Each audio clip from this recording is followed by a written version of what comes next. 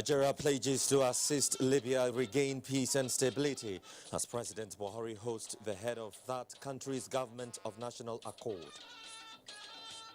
We have gotten wiser, and the consultations no doubt have provided clues and avenues of what we are going to do.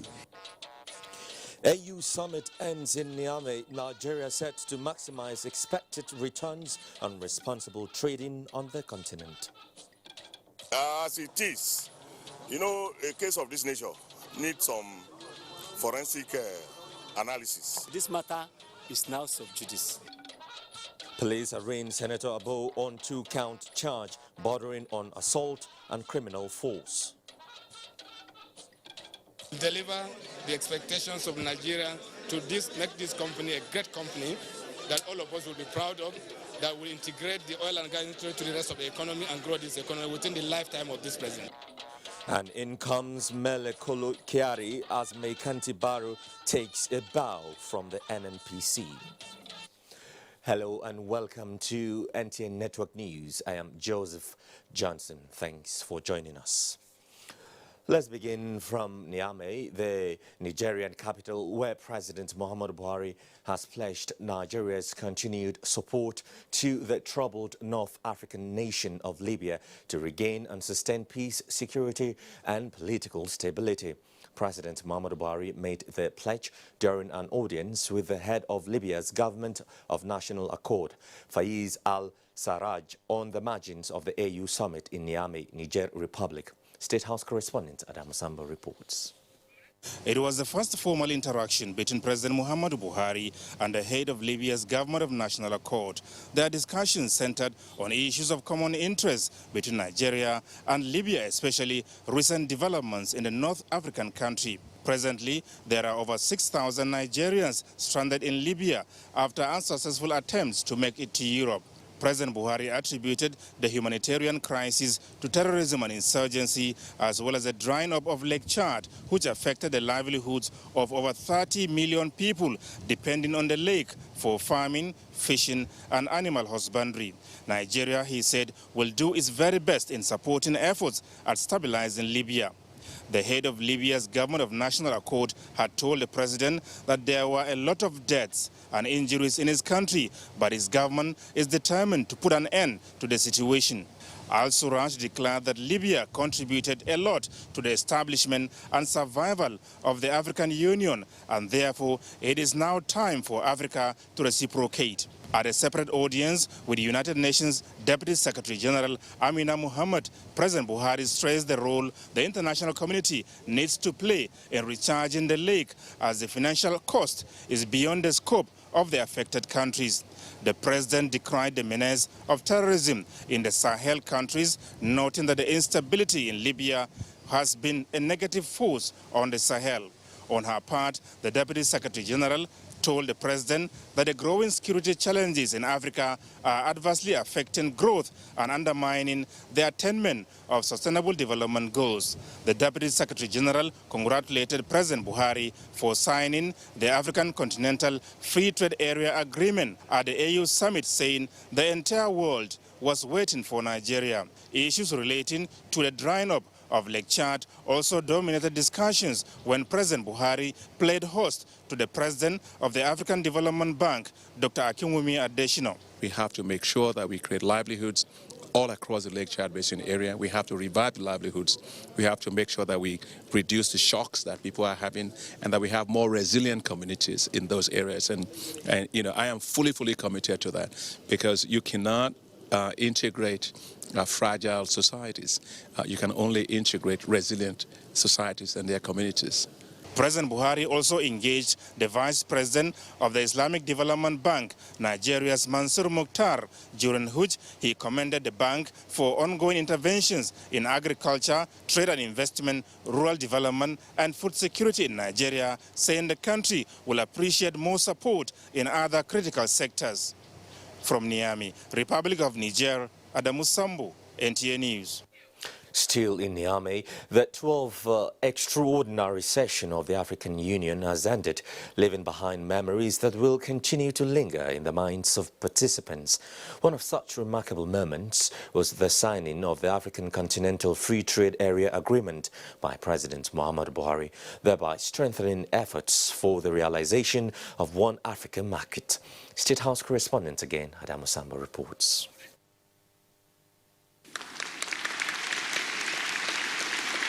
Apart from unveiling the commemorative plaque, 5 operational instruments of the African Continental Free Trade Area were also launched to formally bring to an end the Niamey Summit of the African Union. Amongst the instruments were the Rules of Origin, African Trade Observatory Dashboard, and the Pan-African Payment and Settlement System, aimed at supporting the creation of the desired active and efficient market. However, the most striking feature of the summit was the signing of the AfCFTA agreement by Nigerian leader President Muhammadu Buhari. He told his counterparts at the closed session that the instrument of ratification will not only be deposited expeditiously, but the strong leadership required in the implementation of the agreement will also be provided by Nigeria. Some of the participants at the summit spoken to were unanimous that Nigeria had taken the right step at the right time. For me, I couldn't be prouder as a Nigerian, so I just came to tell Mr. President that I'm so delighted with that. Last year, Mr. President Buhari delayed the signing at Kigali so that he can, in deference to his democratic ideals, consult with the organized private sector, consult with manufacturers, processors, and all those who will be affected by the agreement. So we have gotten wiser, and the consultations no doubt have provided clues and avenues of what we are going to do in order to ensure that there will be responsible trading so that Nigeria can benefit as well as other countries in Africa.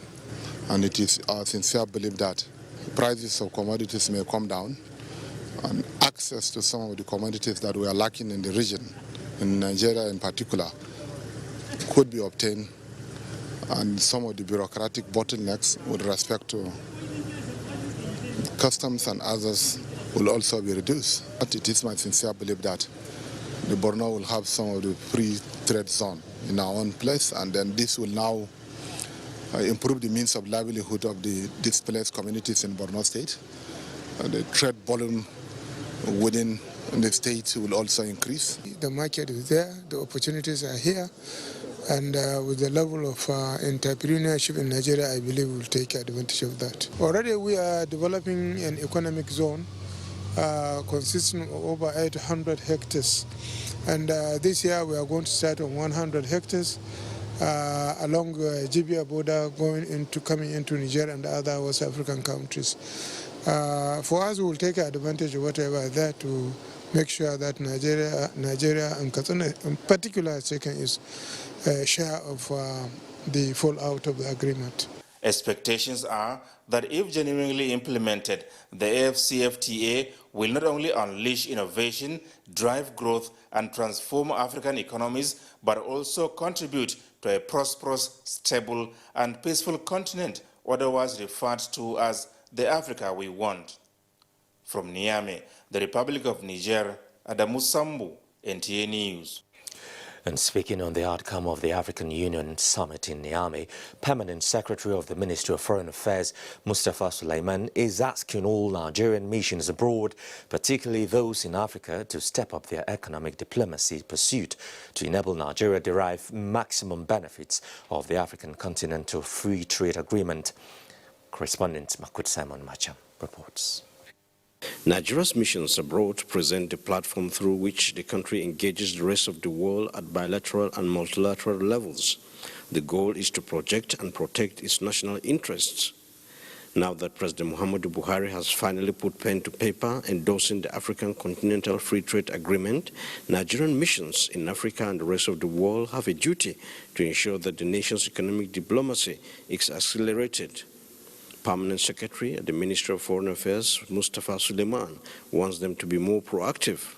I think the President's concerns are well articulated in our submission to the African Continental Free Trade Area. Don't forget that there are still negotiations going on. You know, this thing is supposed to come on stream by July 2020, which means that there is still time to negotiate and see all the checks and balances that are restored in the Continental Free Trade Area. On Nigeria's relations with Niger Republic, the Permanent Secretary says it is cordial and excellent, asking all Nigerians living in the country to be law-abiding and avoid tarnishing Nigeria's image. Our message all the time is for Nigerians wherever they are to continue to be good representatives of Nigeria. Those of them who are resident here, they don't give us any trouble. However, there are also a few who do not understand the need for documentation. In Niamey, Niger Republic, Makut Simon Macham, NTA News. And back home now, a renowned journalist and former governor of Ogun State, Olusegun Oshoba, has chronicled his thoughts and experiences in journalism in a book. Imoleayo Tokede reports that the Vice President, Yemi Osinbajo, led an array of dignitaries to celebrate the octogenarian journalist politician at a public presentation of the book in Lagos. Chief Olusegun Oshoba, one of the 3 pioneer employees of Daily Times in 1964, who rose to become the managing director, has a lot to say in the 341-page book titled Battle Lines: Adventure in Journalism and Politics. Born in July 15, 1939, Chief Olusegun Oshoba became the governor of Ogun State in 1999. The Vice President, Yemi Osinbajo, who commended the brilliance and commitment Chief Oshoba brought to bear in his journalism career, urged Nigerians to form alliance against any evil that seeks to destroy Nigeria's unity and the people's way of life. Every evil that confronts our nation and our people can be defeated by the power of unity, the recognition that we are stronger together than apart. Chief Oshoba's life and times has contained a list of battle lines. We want Nigerians to believe in their country, believe in themselves, and work with elected and appointed officials of the state to make a qualitative improvement in the quality of life. Senate President, serving in former governors, traditional rulers, politicians and captains of industry were not left out as a showered encomium on Chief Oshoba, who is also celebrating 80. His main concern was one of the main contributors of our Constitution. The celebrant, Chief Olusegun Oshoba, going down memory lane, recalled the 2 assassination attempts on his life during his days as a journalist and urged citizens not to distort history.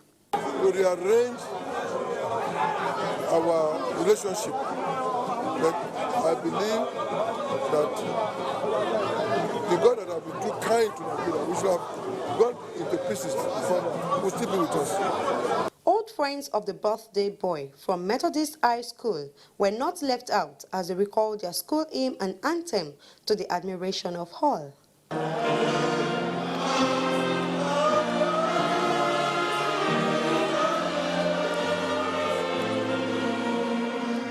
In Lagos, Imoleayo Tokede, NTA News.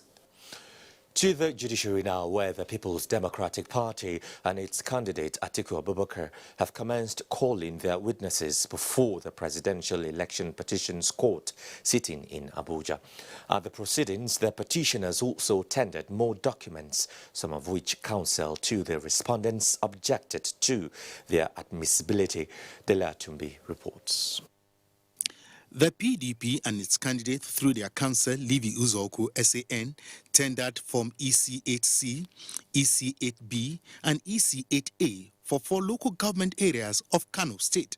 The petitioners also tendered documents relating to the conduct of the presidential elections in Zamfara State. Form CF001, containing the name of the second respondent, was equally tendered and admitted in evidence. In addition, certified true copies of 10 press releases issued by the Independent National Electoral Commission and other newspaper cuttings were submitted in evidence. The petitioners also availed the court Form EC8E containing the final results of the presidential election conducted on February 23, 2019, which was marked Exhibit P3, having been admitted in evidence by the court. Of all the documents tendered, only Form EC8E and press cuttings were not strongly opposed by the counsel to INEC, Usman Ustaz SAN, Wole Olanipekun SAN, counsel to President Buhari, and Lateef Fagbemi SAN, counsel to the APC. Counsel to the respondent objected to the admissibility of all the documents. Petitioners at the Monday sitting also called 6 witnesses. They are Buba Galadima, Peter Obi, Adejuyi Itan Olalekan, Adedokun Adeoye, Mohammed Tafa, and Mustafa Bello. All the witnesses adopted their statements under oath. During cross-examination, counsel to President Muhammadu Buhari, Wole Olanipekun SAN, put it to Buba Galadima that he supported President Buhari in 2003, 2007, 2011, and 2015, believing in his competence. It was equally put across to Buba Galadima that he fell out with President Buhari due to the inability of the second respondent to appoint him as a minister, a claim Buba Galadima described as untrue. Counsel to the respondents made frantic efforts in impeaching the evidence of the other witnesses during cross-examination. After calling 6 witnesses out of the petitioner's proposed 400 witnesses, the court adjourned till Tuesday night, July 2019 for continuation. In Abuja, Dele Atumbi, NTA News. And the Nigeria Police Force has arraigned Senator Elisha Abo, representing Adamawa North Senatorial District, before a magistrate court sitting in Zuba on a 2-count charge bordering on criminal force and assault. The senator, who pleaded not guilty to the charge, was alleged to have assaulted a woman in a shop at Wuse 2 area of Abuja on the 14th of May this year. After taking his plea, the prosecution counsel urged the court to adjourn the matter to enable it to conclude investigation and open its case. There was no objection by the defendant's counsel, who also applied for bail on the grounds that since the senator is on administrative bail, that he will not jump bail or interfere with investigation. As it is, a case of this nature needs some forensic analysis, particularly when it has to do with CCTV, and that is another is an aspect that it has to be properly conducted. Anything can happen independently of technology. 1, 2. You did not see the beginning of that clip. Something was shown to you, something must have preceded that. You didn't see that. But beyond, the important thing is that this matter is now sub judice. Let's leave it as it is. Magistrate Abdullahi Ahmad Ilela granted the senator bail in the sum of 5 million naira with 2 sureties in like sum and property within the jurisdiction of the court. The case has been adjourned to the 22nd of this month for hearing. Meanwhile, magistrates in the country are to undergo a continuous evaluation of their conduct and performance to sustain the ethical standards that the judiciary is known for. The acting Chief Justice of Nigeria, Justice Tanko Muhammad, emphasized this during an orientation program for newly appointed magistrates in the country. Olabode Arewa has details. Gathered in this all are magistrates recently appointed to take charge of magistrate courts across the country. This training program exposes them to current practices in justice delivery. I expect to be a better magistrate by the time I'm done with the training. With what the acting CJN has discussed with us, it should shun corruption. Drawing from his wealth of experience, the acting Chief Justice of Nigeria, Justice Tanko Muhammad, advised the new magistrates to avoid pitfalls which could be obstacles to their ability to deliver substantial justice. To perform your judicial duties skillfully and expeditiously, without bias or prejudice, and must always remember that justice delayed is justice denied. Your courts are essentially the taproots of the modern-day judiciary. All these are geared towards inculcating the highest ethical standards, as well as upholding judicial excellence at the magistrate courts. The 3 days training program with the theme Promoting Excellence in the Magistrate Courts focuses on issues such as granting of bail, pre-trial detention, and writing of judgments. In Abuja, Olabode, NTA News. This is the network news on the network servers. We have more news after the break, including inauguration of West African Parliamentarian Press Corps. We have details in just a moment. Welcome back. Now, one of the ways to win the fight against corruption is through sensitization. A reason the acting chairman, Economic and Financial Crimes Commission, visited the Nigerian Television Authority to explore ways to further sensitize the public on the need to shun any form of corruption. Fatima Omar Abuba reports.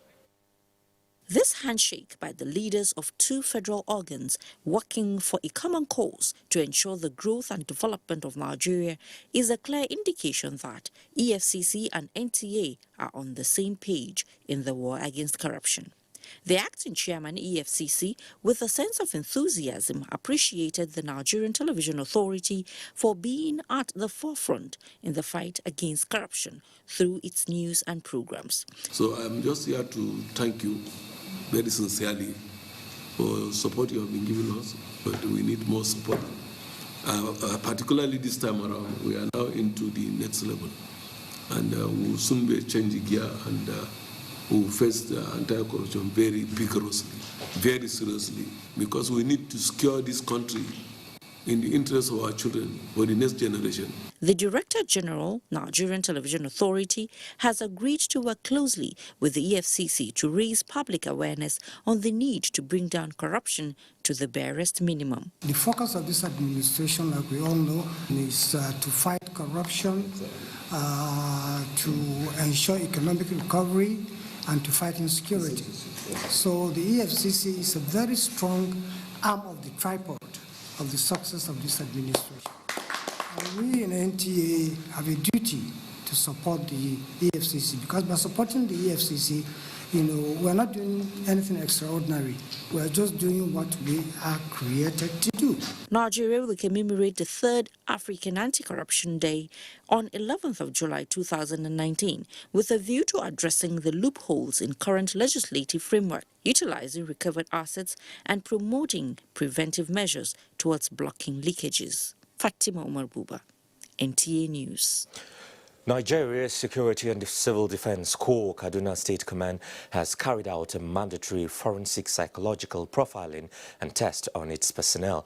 Now, the State Commandant of the Corps, Modu Buni, says is to arrest the growing cases of human rights abuses among personnel and develop a reliable database. Amina Seidu reports. About 2,000 personnel of the Corps from the 23 local government areas of Kaduna State are undergoing the test. The forensic and psychological experts conducting the test are looking out for anxiety disorders, suicidal tendencies, and stress leading to reckless attitudes that could lead to molestation and unwanted attacks on defenseless citizens, as well as other human rights abuses. This exercise is not meant for we chant anybody. It's just to assess the individuals, to know who they are, and then for the organization to know who is to place where and when and how. The commandant of the Corps pointed out that the exercise will also help the Corps to plan effectively and crack sophisticated criminal cases. The Commandant General has directed this time around, he wants to know who is who in the system. He wants to know areas of psychosocial needs. This is the first time the Corps in Kaduna State is carrying out this kind of exercise. Amina Saidu, NT News. Secretary to the Government of the Federation, Boss Mustafa, has formally resumed duty following his reappointment by President Muhammadu Buhari, promising to redouble efforts to achieve the next level agenda. Meitare Ikpen reports. For a man who believes God has a hand in human affairs, Secretary to the Government of the Federation, Boss Mustafa, arrives his office to resume following his reappointment. But he walks into this surprise.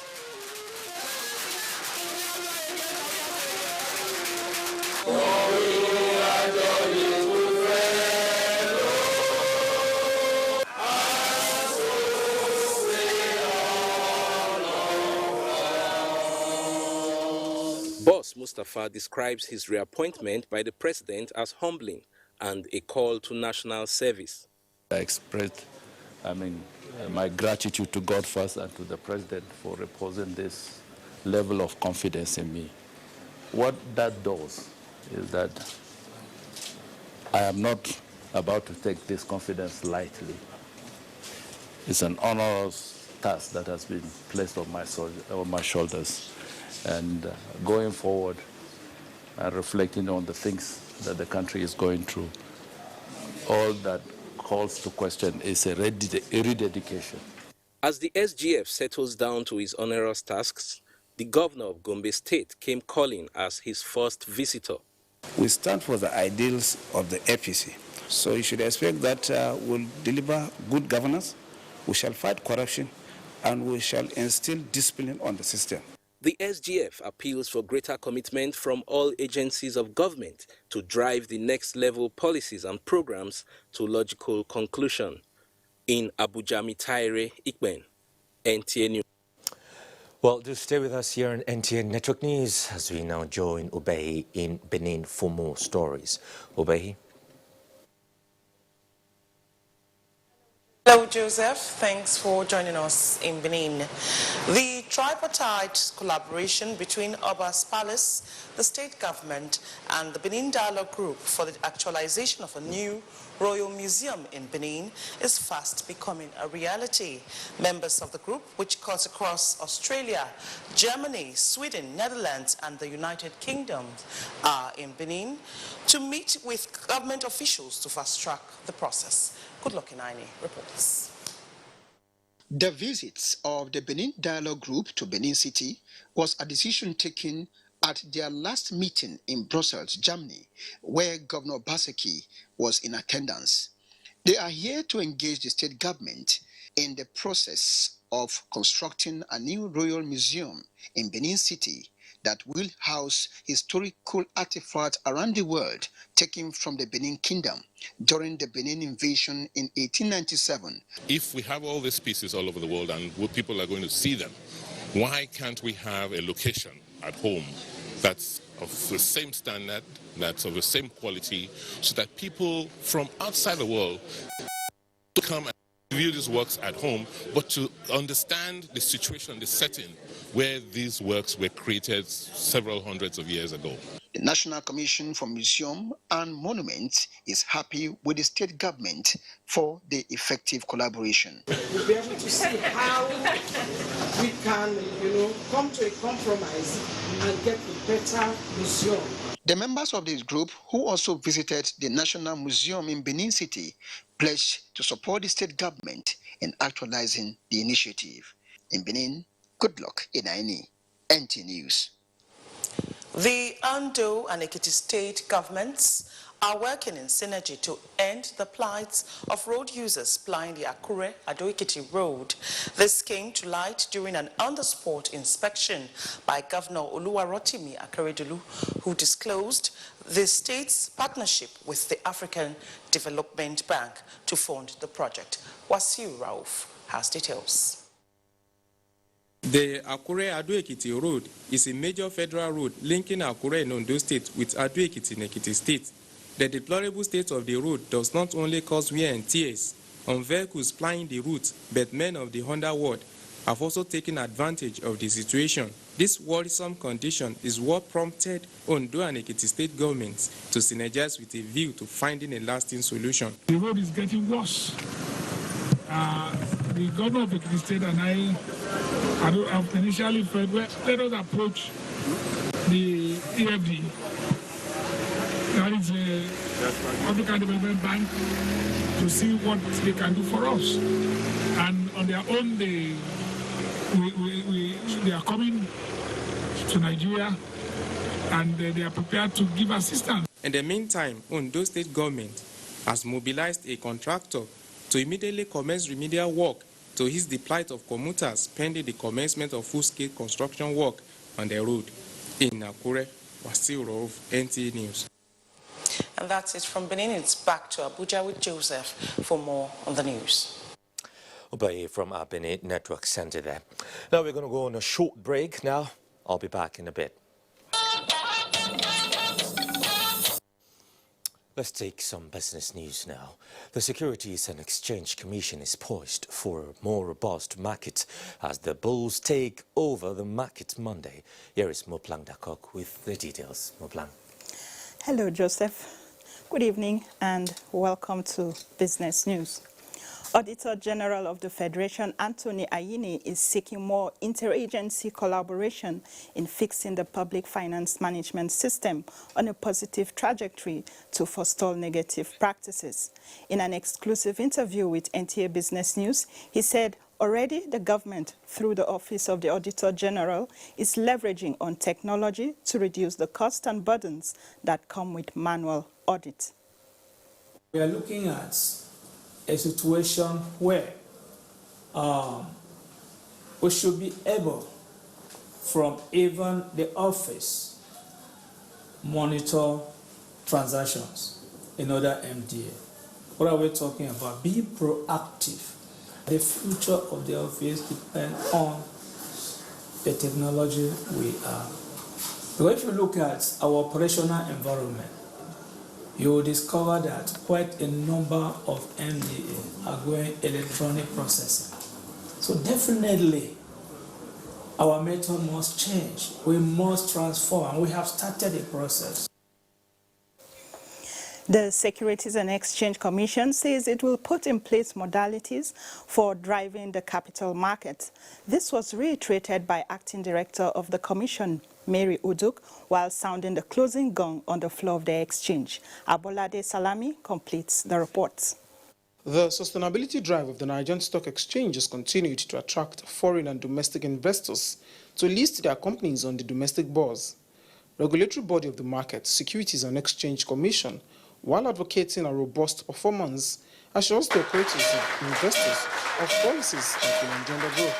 I want you to know that the SEC and other stakeholders in the market are working together to ensure that this market is deepened as soon as possible.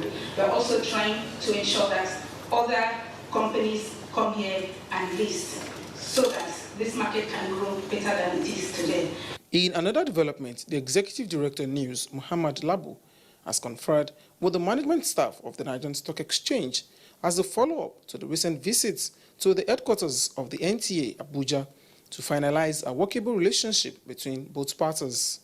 In Lagos, Abolade Salami, NTA News.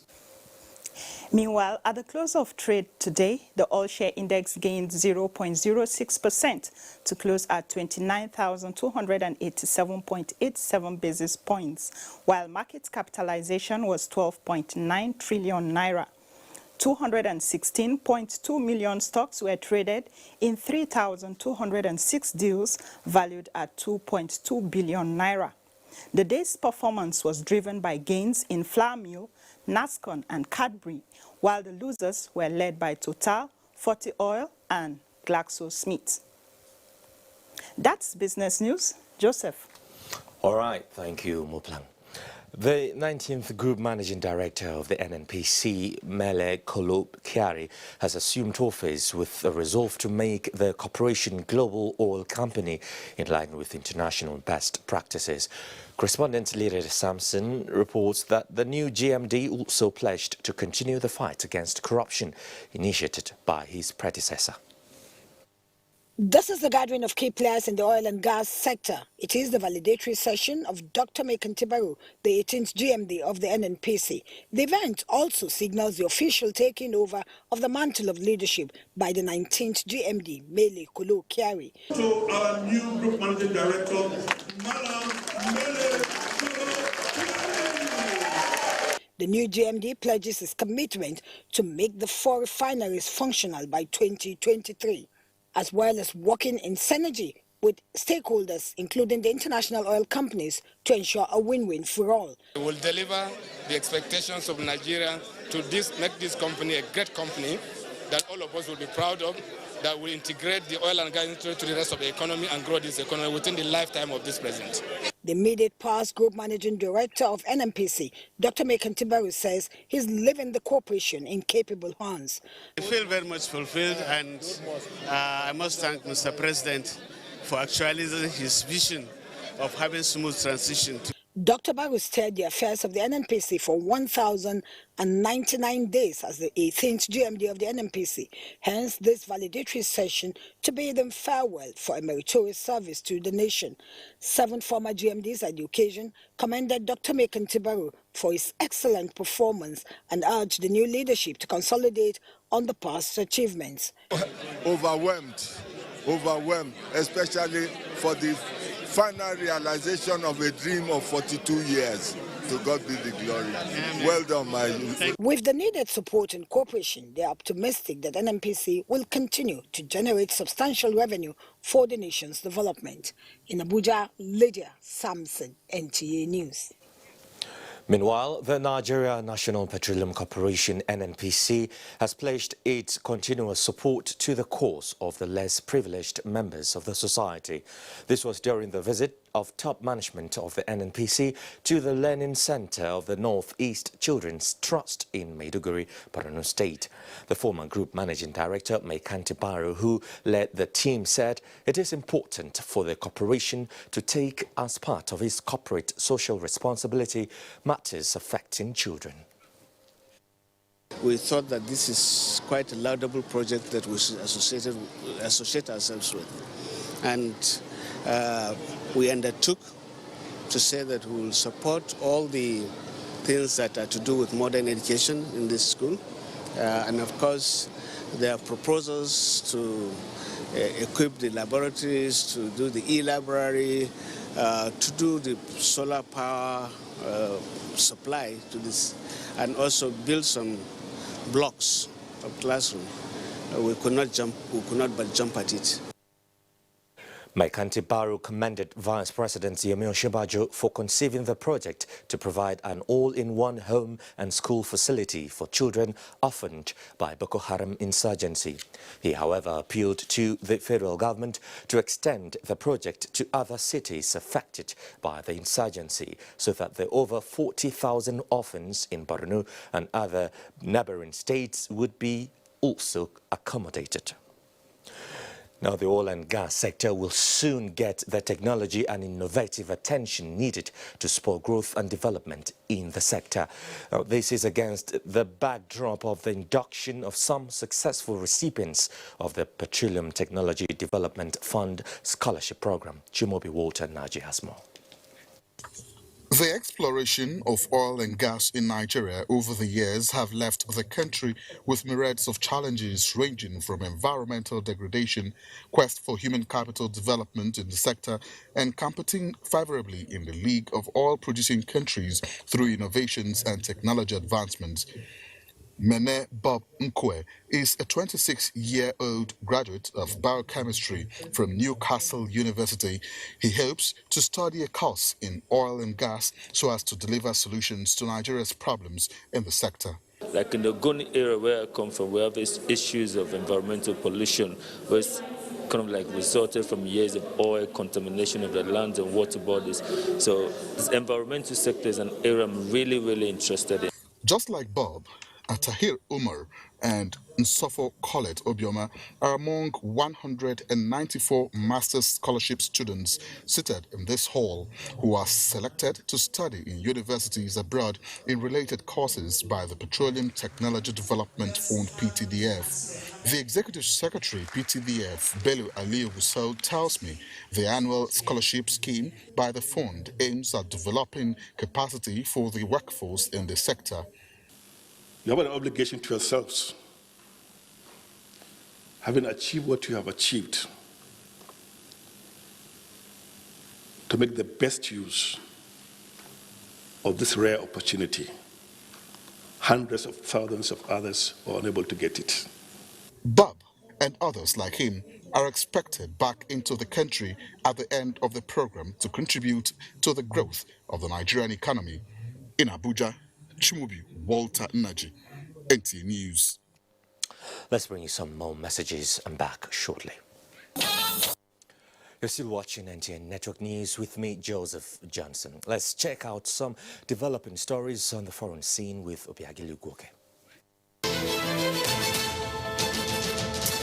Hello and thanks for joining us. The African Union has condemned the last week attack on migrant detention center in Tripoli, Libya. The AU Peace and Security Council at its 857th meeting in Niamey, Niger Republic, reviewed the security situation and the plight of African migrants in Libya. The continental body calls for an independent inquiry with the participation of the African Commission on Human and People's Rights, with a view to establishing the facts of the 3rd July attack. It also says that the United Nations Security Council has the primary responsibility for the maintenance of international peace and security in Libya in accordance with the UN Charter. In the meantime, the Speaker of ECOWAS Parliament, Mustafa Siselo, has promised to canvass for investors for Cape Verde, especially in the tourism. He says this is imperative given the comparative advantage of the West African country with beautiful beaches and breathtaking landscapes. The Speaker stated this when he led members of Parliament to visit the mayor of Sao Domingos, Clemente Gracia Cape Verde. The mayor of Sao Domingos solicits the assistance and support of ECOWAS in the area of infrastructural development. And the former rebel leader has been found guilty of war crimes and crimes against humanity in the Democratic Republic of Congo by judges at the International Criminal Court, ICC. Bosco Ntaganda was convicted of 18 counts, including murder, rape, and using child soldiers. He becomes the 4th person convicted by the ICC since its creation in 2002. And that's the package. Many thanks for your time. I'm Obiageli Ugwoke. Let's turn our attention to sports now. The round of 16 of the 2019 African finals ends tonight. Mali crashed out while Cote d'Ivoire wins to book a quarter-final clash against Algeria. Hard fight in Ghana, on the other hand, are also out after losing via a penalty shootout against Tunisia. Let's join Olusegun Adiagbo for details on African update.